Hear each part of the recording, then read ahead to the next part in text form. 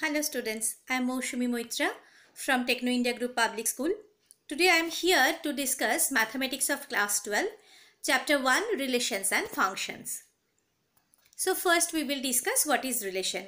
In class 11 you have done little bit on this relation and function chapter. So once more I am explaining what is relation. Suppose A and B are two non-empty sets, means there are some elements under these sets. Then a relation R from A to B is a subset of A cross B. What is this? A cross B, we can say that Cartesian product of A and B. If R is a subset, that is a relation is a subset of this Cartesian product of A and B, and this AB, that is the ordered pair AB, belongs to the relation, then we say that A is related to B by relation R, and it is written as A R to B, that is A relation to B. So if we consider two sets, one is A, another one is B, the element of set A, suppose we are denoting it as small a, and the element of B, set B, element of set B is denoted by small b, then the ordered pair, taking one element from set A to one element from set B. So the ordered pair will be A comma B. Now domain and range of the relation. Let R be a relation from set A to set B. Then set of all first component, that is the first coordinate or maybe x coordinate if we can say, of the ordered pair that belonging to R is called the domain of R. And the set of the second component of the ordered pair, that means the set that is a y coordinate, that is called the ordered pair of the ordered pair is called the range of the relation R. So domain R we can denote it as set A, set of that is of the ordered pair AB where it belongs to the relation R, and range of R is equal to B where AB belongs to the relation R. Now types of relations I am discussing. So first is void relation. Suppose phi or null set, this is a subset of Cartesian product of A and A. So A cross A, so A where A is any set. So phi is a relation on A, that is called empty or void relation. Next is universal relation. Suppose the Cartesian product of A and A is a subset of A and A. So this a Cartesian product of this A is called relation on A, and it is called universal relation. Next is identity relation. Identity relation is the relation I into A is equal to set A, that is A belongs to the set A. The small a, each element, that small a means each element of set A, is called the identity relation on A. Next are reflexive relation, then symmetric and transitive. Actually these are very important for this chapter. So here reflexive relation, what is that you have to know first. A relation R is said to be reflexive relation if every element of set A is related to itself. Suppose AA, if it is belongs to R, then where for all A belongs to A, for all small letter A, that is the element, small letter A means you are denoting it as element of A, set A, then we can say R is reflexive. Next is symmetric relation. If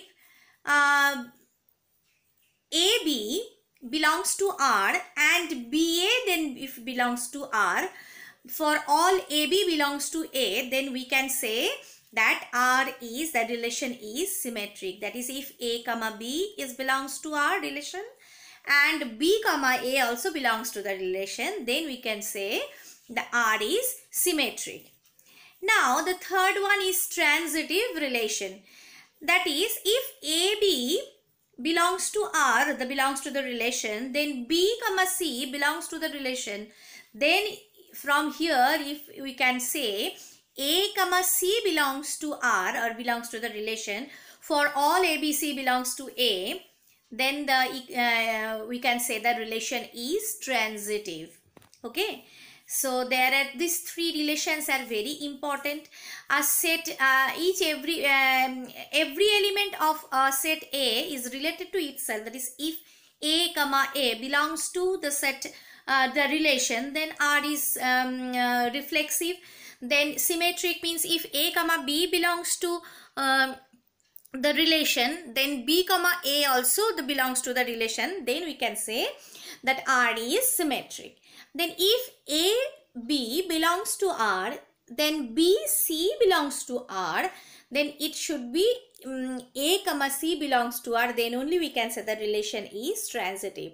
And equivalence relation, what is? If a relation R is said to be equivalence, then simultaneously all the relations, that is reflexive, symmetric, transitive relations should there on A.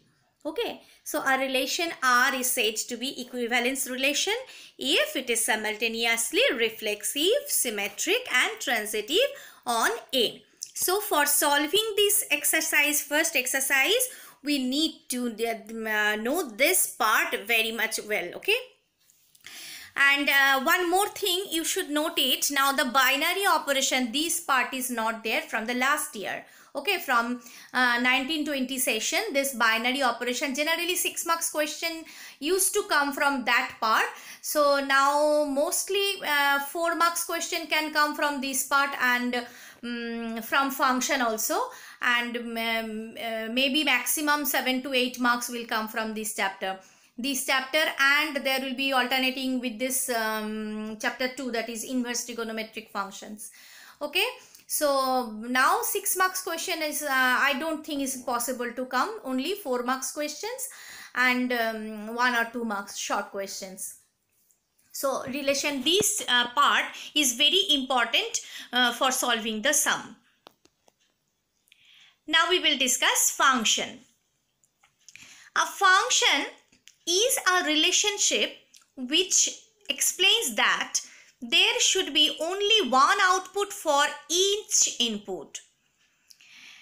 That means it is a special kind of relation which obeys a rule, that is every x value should be connected to one y value. Only one y value. Every x value should be connected to one and only one y value. That is, now different types of function I have discussed, that is one-to-one function. A function f from x to y is defined to be 1, 1. That means it can be said as injective also. If the images of distinct elements of x under the function are distinct. If the images of distinct element of x under the function are distinct, that is, for every x element there should be one y element. Now for suppose x1, x2 both belongs to the set x. So, and if x1 is equal to fx2, it implies x1 is equal to x2. Otherwise, f is called many one. That is, with one example I can tell you. Suppose in set x the elements are 1, 2, 3. In set b the elements are suppose a, b, c. Now if we say 1 is related to a, 2 is maybe related to c, and 3 is related to b. That means each element of x is related to one element of y. So this is a function. Next is onto function. A function f from x to y is said to be onto or surjective if every element of y is the image of some element of x under the function. That is, for every small y, that is element of capital Y of the set, there exists an element x in the set x such as fx is equal to y. That means in this case there will be no element in the range. That means range and codomain should be same. There should not left any element which does not have any pre-image in the previous, that is x set. There should not be any element in y whose pre-image is not there in x. Okay. That means the range and codomain should be same in case of onto function. So now what is 1, 1 and onto what is? If a function f x to y is said to be 1, 1 and onto or bijective if f is both 1, 1 and onto. Okay. That is each element of A should have one element, should having a separate particular unique image. Also there should not be, each and every element of the set Y should have a pre-image in X. Okay, this is 1, 1 and onto. Next, now I will discuss now composition of functions.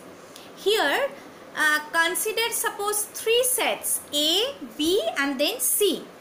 Now a function, take a function f from A to B.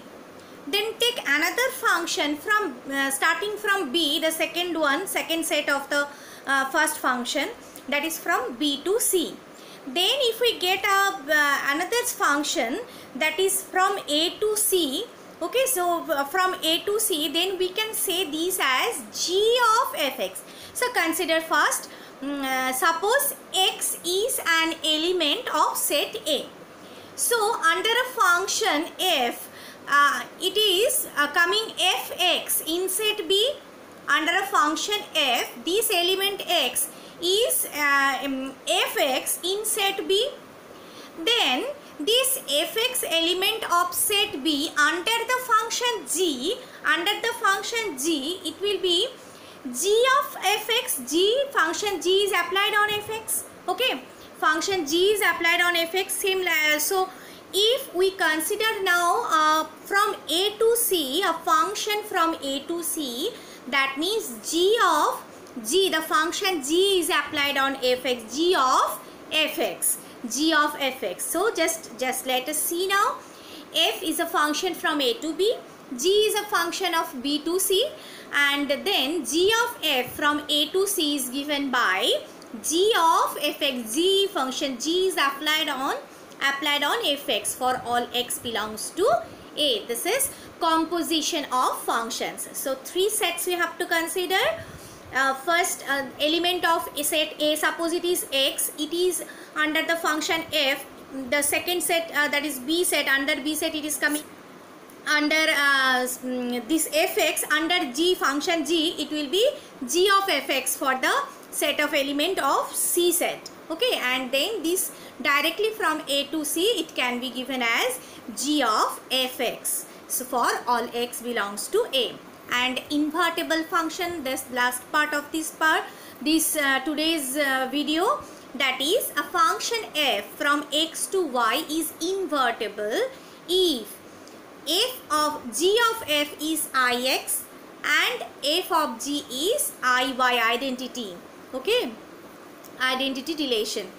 Now, so these all the parts you please go through for your solving sums, different sums of this chapter. It is required. So practice, just go through all these and practice different sums.